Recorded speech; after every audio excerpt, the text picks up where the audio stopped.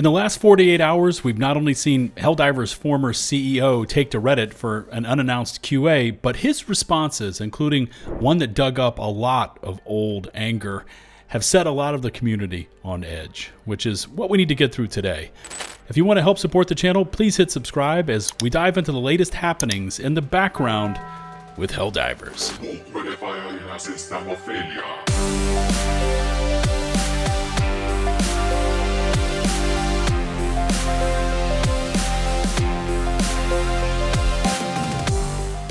So, as I reported on yesterday, Johan, Arrowhead's chief creative officer, took to the Unfiltered Reddit this past Saturday for an unannounced AMA, or Ask Me Anything. And I broke it all down for you in this video, including the questions and his answers, along with my thoughts, my fact-checking, and more. And if you haven't seen that video, I'd really recommend you go check it out because it was a mind-blowing QA where we finally learned what the studio prioritizes, making new content and catering to their mid-game players, and what they don't prioritize, progression systems, in-game mechanics, along with buffing or fixing the older items. Basically, the studio is surging full speed ahead on making the new paid content, and that's it.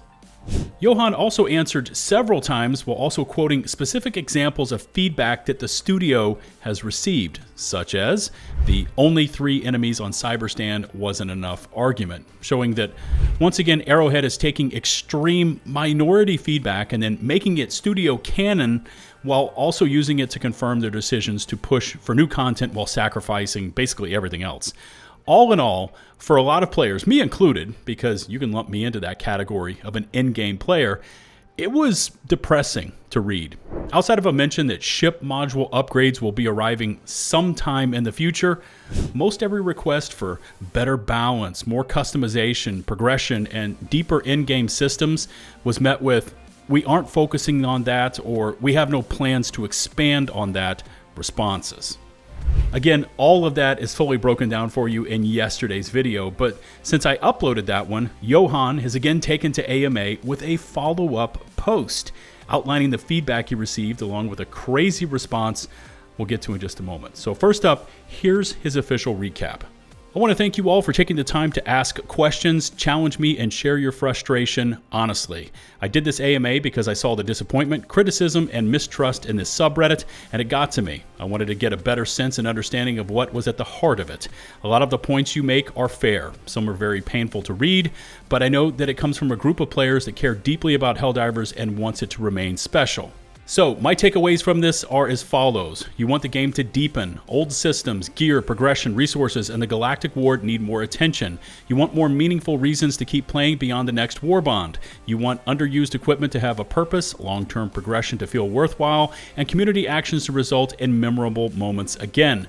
Furthermore, the concerns that war bonds can feel like they are moving faster than fixes, polish, and systematic improvements, which is not the intent, but perception matters. Trust is not rebuilt by me saying that, yeah, sometime in the future, it is done by action alone, over time that clearly says that we are listening and acting in good faith. Action. This week, I will talk to the direction team about how we can align more with the expectations that you have on the development of Helldivers. You want us to communicate better. That means more accurate patch notes, transparency around priorities, more accurate known issues, and less reliance on me or someone from Arrowhead randomly jumping in to figure things out, like this. When our communication fails, you guys fill in the blanks, and right now, many of those blanks are being filled with mistrust, and that's on us. And he finishes it up with his final action point that reads, I will report back once every other week, starting this week with where we are, what our thoughts are, and how we are moving forward. I can't promise every specific request in this thread. I can't promise instant solutions. Helldivers 2 is a large, complicated game, and some of these issues are genuinely difficult, but that's not an excuse for standing still. There is a lot of work that is in progress that we will see the fruits of in the coming weeks, months, and year. This conversation has helped me understand your frustration a whole lot better. This is not only a demand for more, it is a demand for meaningful changes, higher standards, better maintained systems, and clearer communication, and in the end, a game that continues to feel worthy of the passion you, the community, has given it. First off, I've got to say for Johan to venture outside of the protective bubble of the official Discord or the official, unofficial Reddit to the unfiltered side of it for feedback was definitely a bold choice. What happens with the feedback he received and what it will or will not do for Helldivers remains to be seen, and I can totally relate with anyone out there right now showing extreme skepticism.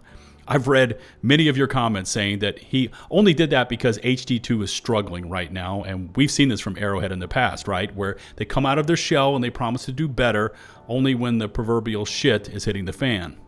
If I can, I do want to quickly return to Johan's response and point out a few items, such as when he mentions that the studio needs to communicate better, which, by the way, I absolutely agree with.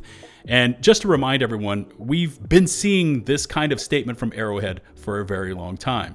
Just to jog your memories here, this is the announcement made by Michael Erickson, the game director for Helldivers, just after the disastrous Escalation of Freedom update went live. And in this statement from around August 2024, he talks about the fact that they need to produce more blog posts, more streams, improved patch release notes, more surveys, and even, listen to this, an opt-in beta test environment, which has never arrived.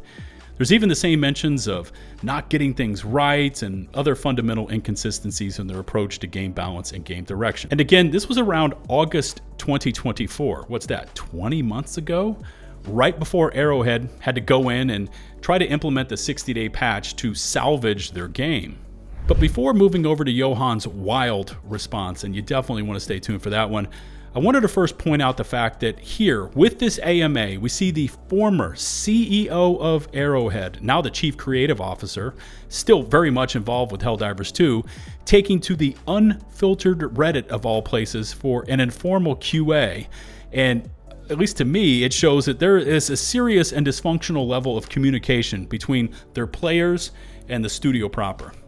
Where are they getting this feedback that they then latch onto and structure their future plans around? Because it's still a mystery to all of us. For many players, they feel that their feedback, which is based on real, gritty, in-game experience, is just immediately tossed into the shredder bin. Full stop.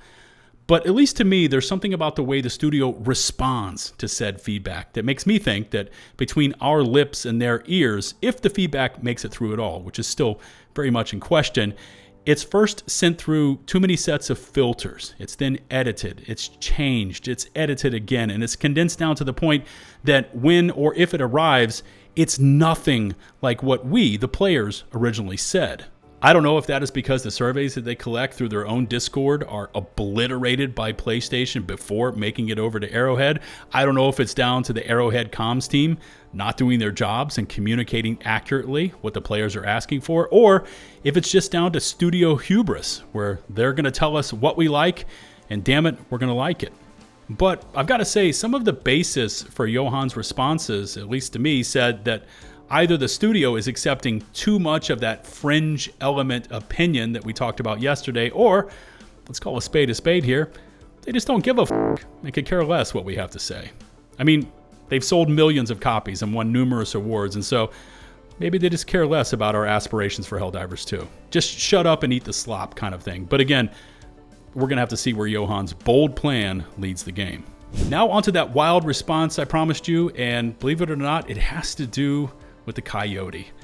You see, when a Reddit user mentioned what happened with the weapon along with the point that the changes were hidden behind secrecy and lying before coming clean on livestream a week later, it's interesting, instead of just saying, yeah, we screwed the pooch on that one, Johan expanded on what happened, saying this, quote, "There is no deliberate lying, just complexity.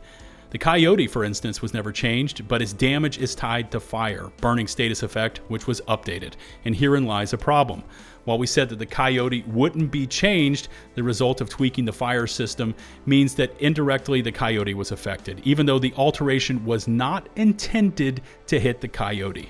Again, just to remind everyone what happened here, because this was a while ago, Arrowhead joked and poked fun at their own player base, even memeing out on them on one of their dev vlogs, acting like they had forgotten to nerf the Coyote, going on to then reveal there were no changes made to the weapon. However, once the patch hit and the change logs were data mined, it was found that the fire ignition points on some common enemies had indeed been raised. Suspiciously so, because they were mere fractions above what the Coyote could now produce for one-shot fire ignitions. In addition, burn damage on common enemies was also lowered, which again did affect the Coyote's strength.